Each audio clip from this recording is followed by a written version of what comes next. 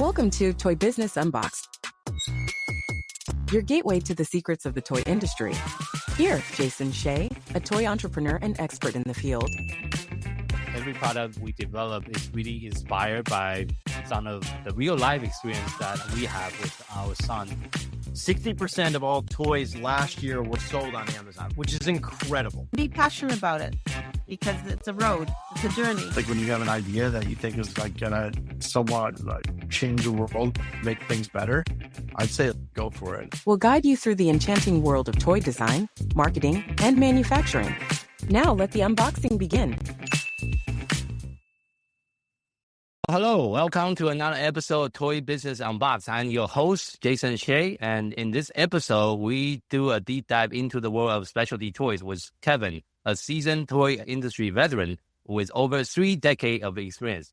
Kevin is also a founder of Original Toy Company, and he's going to share his remarkable journey with us from international manufacturing to establishing a renowned presence in America's specialty toys industry. Thank you so much for joining us on the podcast today, Kevin.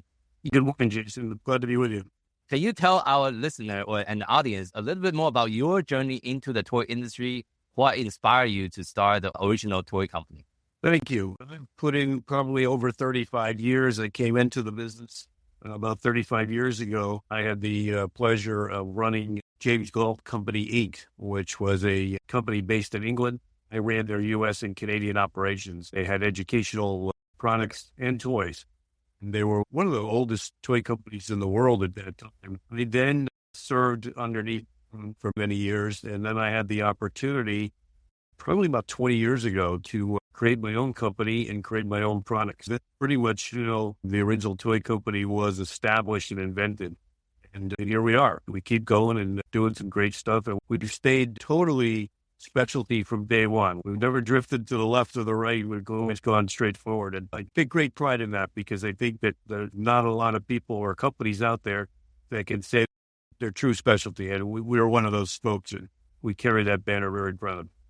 Thank you for sharing that. And with such a diverse background in international businesses and manufacturing, how have you seen the specialty toy industry evolve over the last 3 decades? It's a good question. I think it's changed dramatically since the first days that I came into this industry. It's on a return venture, if I can put it in those words. I think that we saw some hiccups and we saw some ups and downs in the industry over the last 30 years. I've seen really good daylight in the last, I'd say, 5 years. And it seems to be has leveled off, which is great. And I think that the consumer recognizes the specialty toy side of the business is here to stay. Folks going to their neighborhood toy stores for service. They're going there for product. They're going there for education.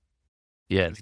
Nothing against the mass market, but you're not going to get that type of service and you're not going to get that type of quality of product in the mass market. I think that when you go into a store and you have a question, the specialty folks around the United States and North America are there to serve their customers and take care of them and answer questions, point them in the right direction for products that they want to use as a gift, birthday gift for their own children and going forward. I think that it has changed dramatically. It's changed for the better. 30 years ago, there was a hell of a lot more specialty toy stores in the United States than there is today. But the good news is it has leveled off, as I've said. And I think that you've got a market out there in specialty of probably somewhere, give or take a couple hundred, but somewhere in the neighborhood of 2,500 to 2,800 unique specialty toy stores that are out there on the main streets of the USA. Oh, that's a good, interesting stat. I didn't realize there's still that many. I feel like the Amazon of the world and all the big retail stores is really taking a lot of the market share away from the specialty store. But I also think there's a lot of very unique advantage that specialty store have and the special human connection that's a specialty store owner that have with their customer that you cannot replicate that with Target or even Amazon. That's true. And I think that's the key. And the retailers that are successful are offering that service. If you don't offer that, unfortunately, I don't think the future is bright. I think you have to be in tune to your community. I think you have to be in tune to your customers, who and what they are and what they're looking for. And people today want They want good value for their money, but they also want to be educated on what good toys are, what they mean, and what they want. So I think again, it's back to the service levels that are important, and also the community involvement. Many store owners across the country are deeply involved in their community, and not just because they sell toys, but they care about their community, and their community recognizes them as leaders in retail and especially in toys. So I think it's a two-way street. What are some of the unique challenges that you have faced in the specialty toy industry, and how have you overcome them? It's a good question. Again, I think that the challenges are always going to be there. I think that sometimes they do change to some degree. I think that what we went through in the last 5 years with COVID, we're still seeing some remnants of that, but I'm happy to say that I think we're seeing that daylight again.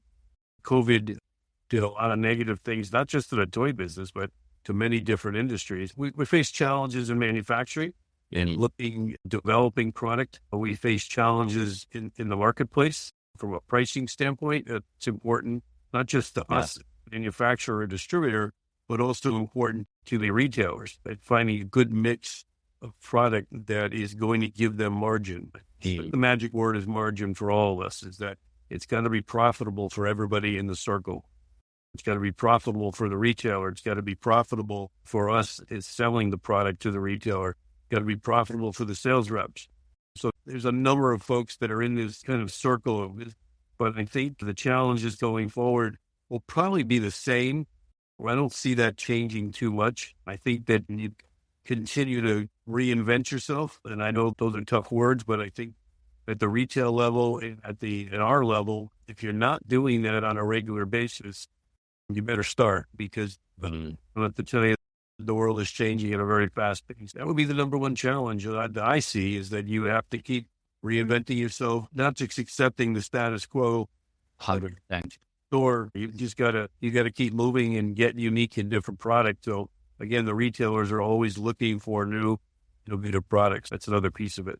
Yeah, and I think from my perspective, because I interview so many people in the toy industry, I think there's a trend of a lot of the toy manufacturer. If you want to be very truly successful, you need to almost become an entertainment company.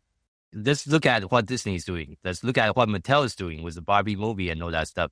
It's really creating entertainment. And then you have people engage, and then they love the brand, they love the toy, then they'll buy more toys. But it's about almost like education and entertainment at the same time. It's also called edutainment.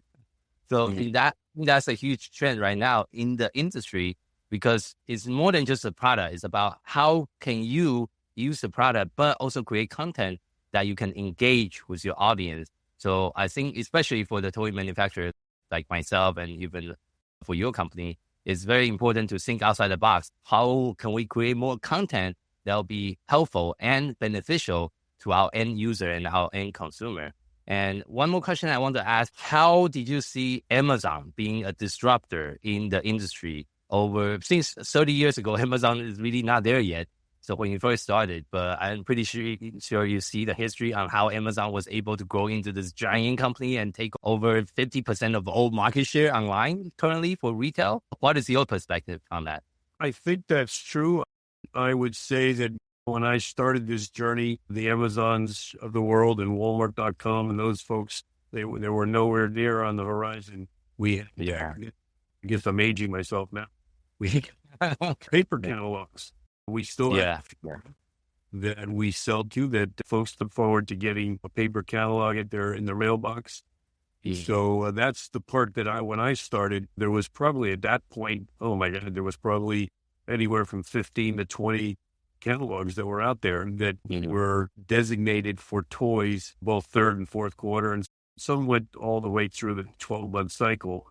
And we also saw some large chains were there that sold specialty toys, and but they were companies that began to expand and have stores nationwide. So we saw that fall by the wayside. We ordered on paper catalogs as we know it. We saw that fall by the wayside. And then slowly you saw Amazon and folks like that developing. And yes, they have a huge portion of the market growing every day.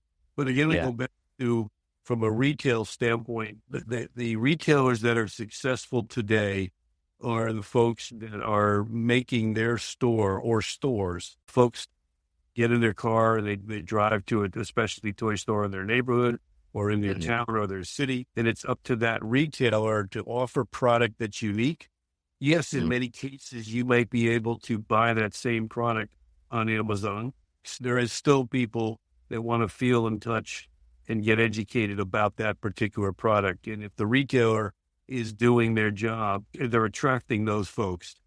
Yes, it's very easy to sit at home and get on your laptop or your computer and place an order, and 24 to 48 hours later, it's at your doorstep.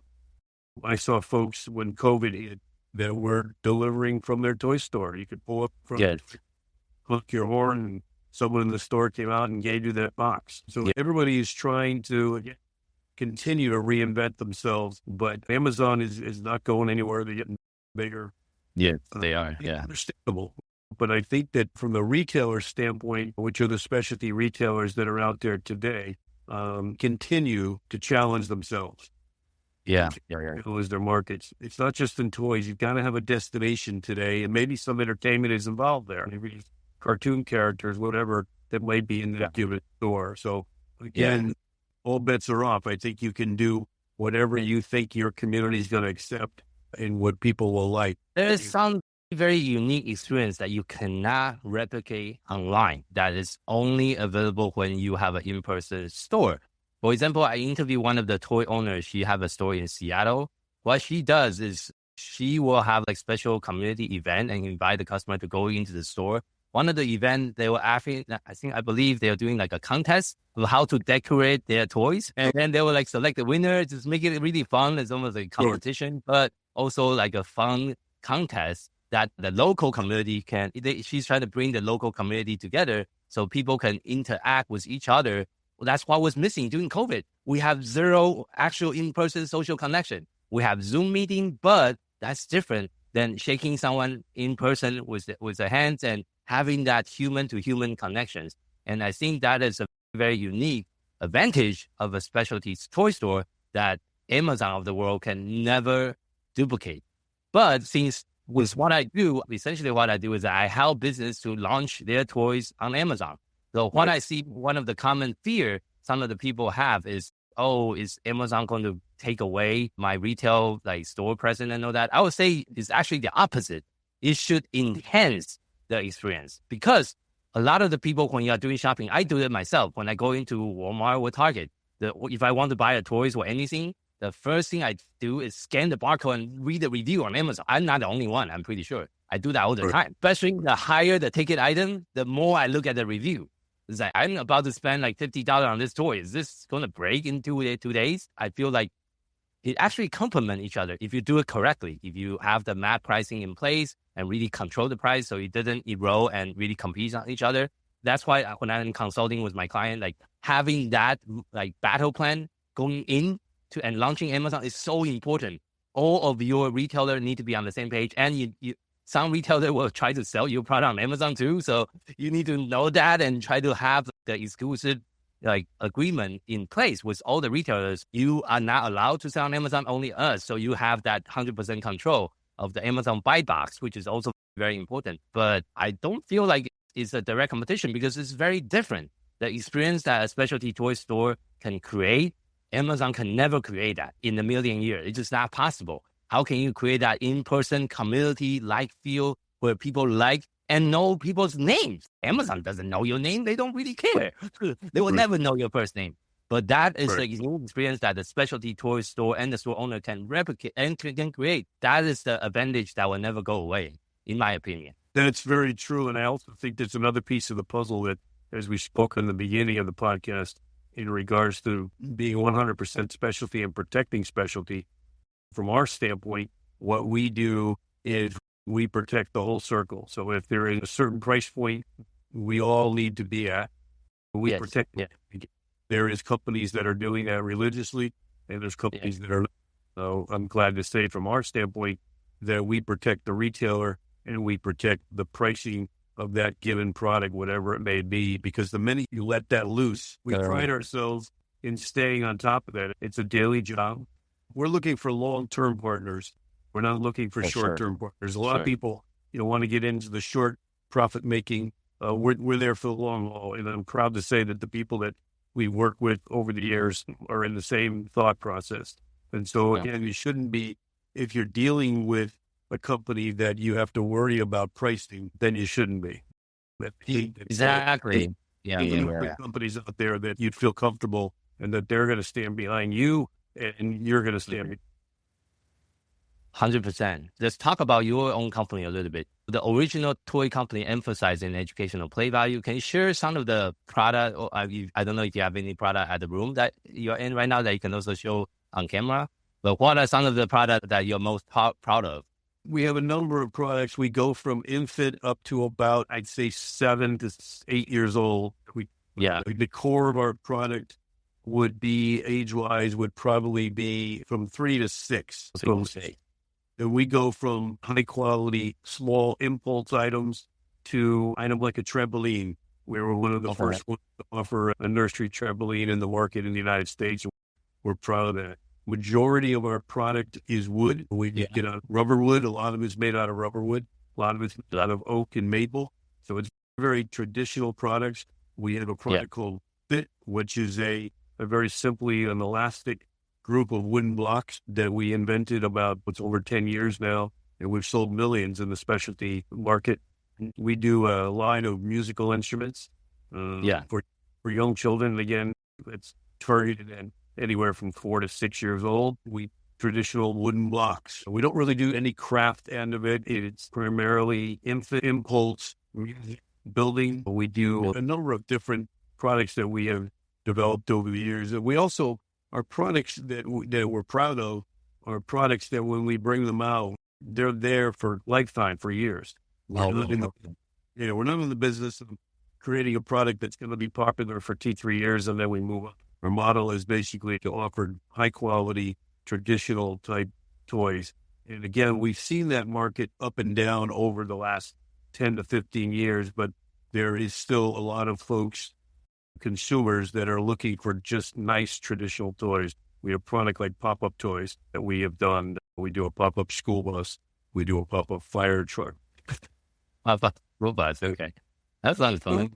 I think to summarize, we're a traditional toy company and with traditional values and traditional type wooden type products.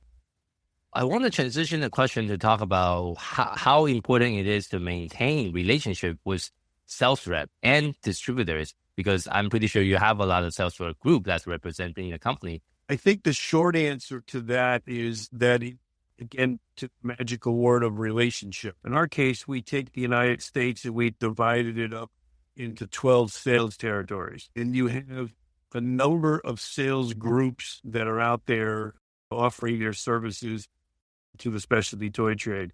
I think there's a couple things that folks should be looking for.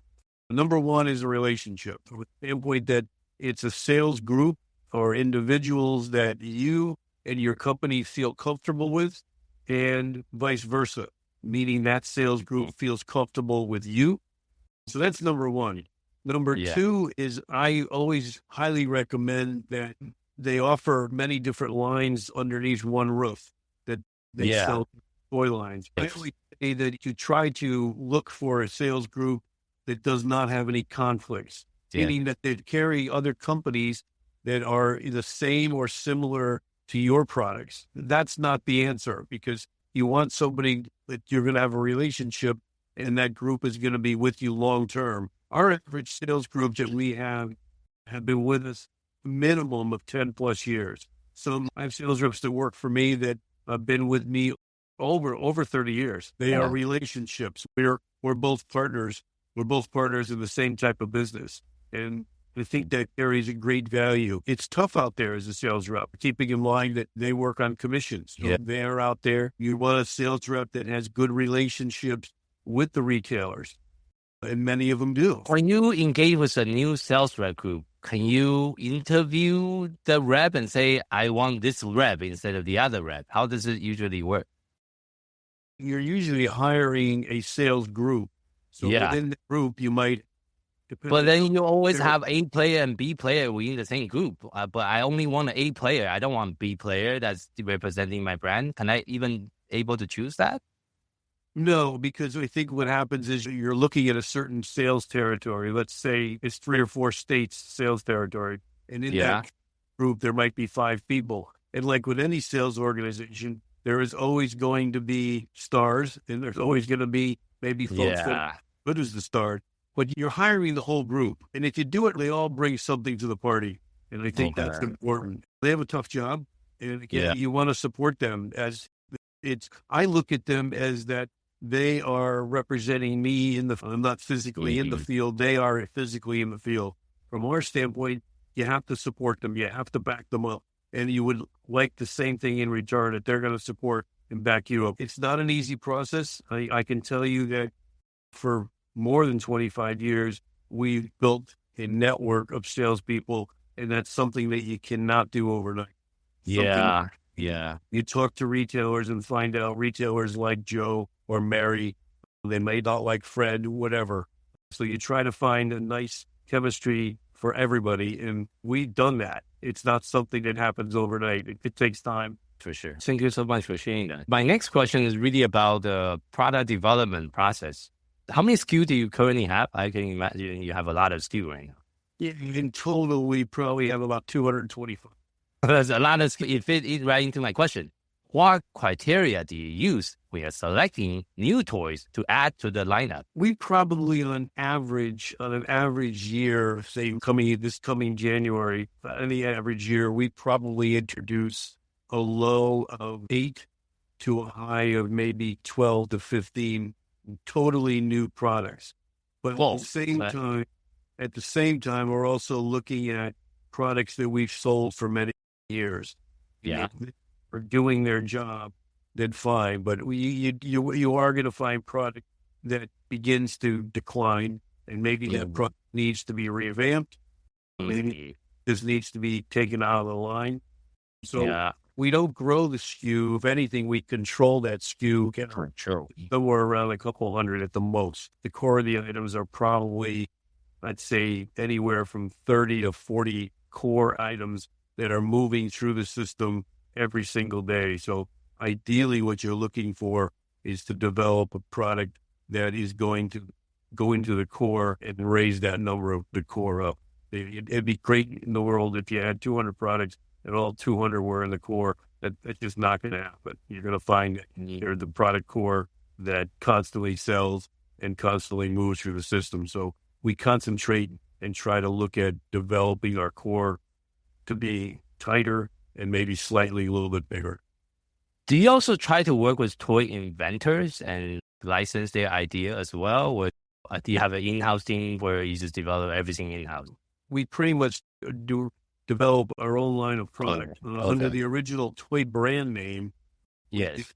Sells. We are also distributors for a couple different lines. Plasto, which is in Finland, which is sand and water. And then we do Bontempi from Italy. They will create those products, but the original toy product that's labeled on the box, we develop ourselves here. Most of your product currently manufactured in China, or what other country are you currently using for manufacturing? Yeah, I would say a large percentage of it comes from China. There is some that come from Europe, but I'd say 85% would be from mainland China. How do you balance the challenge of manufacturing in China with the geopolitical issues? I'm from Taiwan. As Taiwan and China is always in this constant conflict. And with everything that's going on, do you also try to diversify by finding more manufacturing from other countries, so it's not so concentrated in China? We began to look at that diversification over the last few years. I think a lot of companies have done that. Different markets that are emerging: Taiwan, Vietnam, India, Mexico. So we're looking for that on a continuing basis, probably more than we were 3-4 years ago.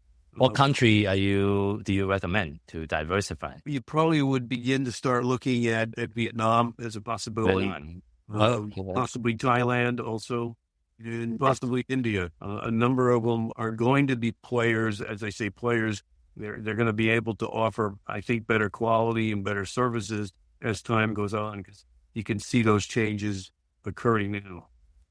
My concern with those developing countries is their supply chain and their manufacturing industry is just not as mature, because I visit China multiple times myself. I see how well developed their manufacturing, their supply chain, how big their seaport is. And if you go to Canton Fair, you see the whole scale thing is crazy. It's massive.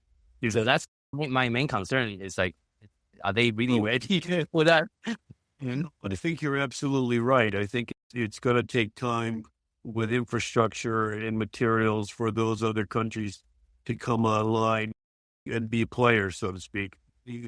There is movement there now. You can see it, but it's still got to wait. Have you investigated into Mexico because it's so close? A little bit, not that much, but not that much.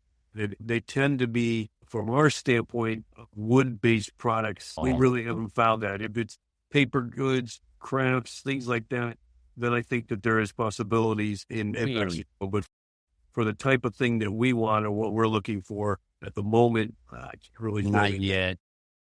I see. Because I go to actually Tijuana with my friends sometimes over the weekend. So I do go to Mexico pretty often. It would be nice if we can find a manufacturer that's our neighbor instead of all the way I see they sitting in the container from Pacific. It takes forever. For example, one of our container, it got stuck on the ocean and we're still waiting for it. It's supposed to arrive last week. But then because of this whole very long supply chain process, if anything went wrong, it delayed the whole thing. But we run into that more times than I'd like to admit. I know. So that's why I'm also trying to diversify, but it's also tricky with diversification because it's also quality control issue. Can other countries also produce a product at the quality that we are currently producing in our manufacturers in China? Right now, for my brand, I have 3 factories that I use, one in Shanghai, one in Shenzhen, and one in Xiamen. I visited the one in Shanghai in person before. The other 2, I haven't visited them in person yet, which I want to maybe next year when I go back to India. How often do you go visit your manufacturer in person? Up until COVID, I was doing it a minimum of once, sometimes twice a year. Since COVID, it's just starting to get back into that cycle. Prior to COVID, it was definitely... I think it's very important. Again, it's back to the relationship. As well, wrapping up today's interview, one of the questions I ask every single guest is, if you had to just share one piece of advice with someone that's just getting started in the toy industry, what would that be? Ooh, it's a good question. I guess I would say that if it feels right to you, then move forward. Do you have any type of hesitation on whatever that topic may be? Do some more homework. When you still have that, it's probably not the avenue that you want to go down. But I think that my advice for success is that it's a two-way street. Yeah. It's got to feel good. It's got to feel good for you. And if it does, you've done your homework, then move forward. Trust your judgment, but also do your homework. That's a good piece of advice. Where can people find you? We're located in Milford, Connecticut. We're in the coastline of Long Island Sound. Our internet site is the original toy company, all spelled out.com. You can see our great products and a little bit more about what we are. And, we always say to people, pick up the phone. We love to talk to you. We don't make it hard to get a hold of us, and we don't make it hard to do business. We want people to feel comfortable with us, and we're here to serve and, again, support. We've supported, and my company has supported the specialty toy trade for over 30 years, and we'll continue to keep doing that. We're a family-owned company, so, again, as we move forward, our trust and our feeling is, again, that support of the folks that have supported us and brought us to this far. We'll continue to do that. Is your product also available beside the website? Is it also available on Amazon right now, or is it only on the site and the retail? No, some of our products are on Amazon. Okay, so they can definitely also find it on Amazon as well. Thank you so much for being on the show, and I will speak with you soon. Okay, enjoyed it. Thank you very much. You've been listening to Toy Business Unboxed, hosted by Jason Shea. Thank you for joining us in exploring the fascinating world of toys and the ingenuity behind them. To stay updated with the latest episodes and continue your journey into the toy business, remember to subscribe and follow us. If you found today's episode insightful, please leave a rating and review and share this podcast with others who share your passion for toys. Until next time, stay curious and keep innovating.